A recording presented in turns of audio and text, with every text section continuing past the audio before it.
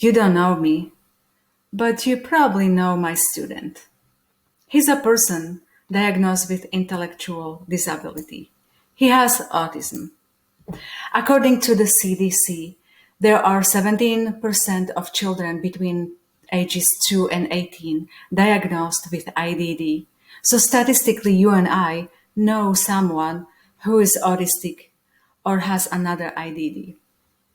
This is personal. As we are moving towards Education 3.0, as described by Hughes and Schaaf 2019, how can educational technology 3.0 be leveraged to enhance the lives of our students? How can we use haptic devices to do exactly that? Haptics are also known as kinesthetic communication that offers an experience by applying vibration, pressure, or motion, or ultrasound, or even thermal feedback. According to a study, a current use is in gaming, in virtual reality, slowly seeping into education. Could we leverage this technology in special education? Apple's support for neurodivergent population has never been more inclusive. The next generation software offers eye tracking hardware for learning, new background sound to minimize distractions, and adaptive fitness plus using sign language. This is supported by 2021 IDTechEx report on haptic technologies and their markets. Haptic devices and newest technologies are on the rise.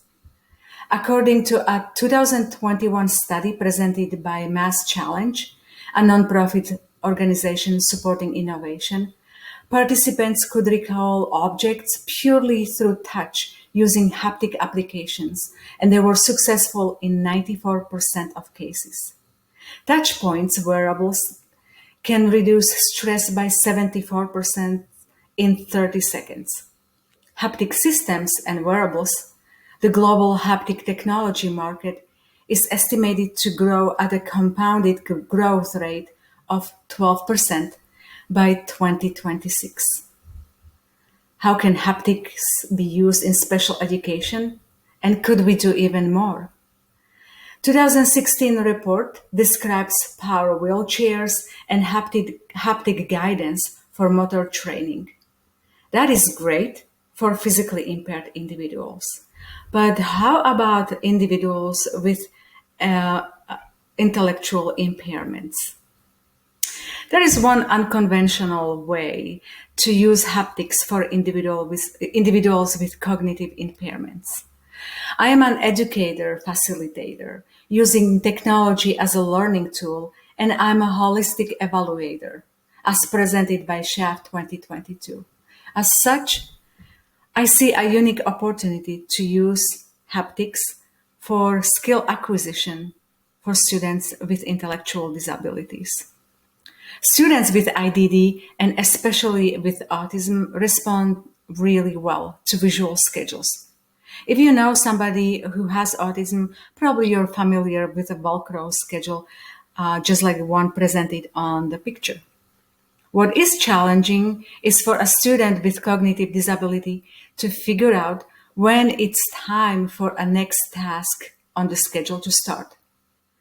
That is where they depend on a verbal prompt, which makes the visual schedule not useful in terms of increasing independence.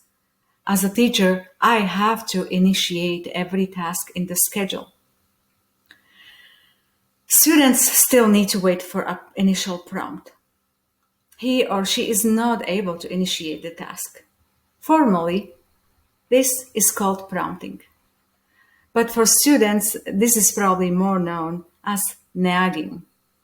Imagine somebody telling you same thing every day just because you're not able to grasp the concept of time. What if we could transfer the stimulus control from a person to a device, haptic device? Vibrating haptic devices would signal when it's time to start a new task. Many students already have an iPad, mostly because they use AAC application to support their speech. And so an additional purchase of a smartwatch is an affordable solution. No need to pair the haptic device with a phone number. Just link it to an iPad app and set up a schedule.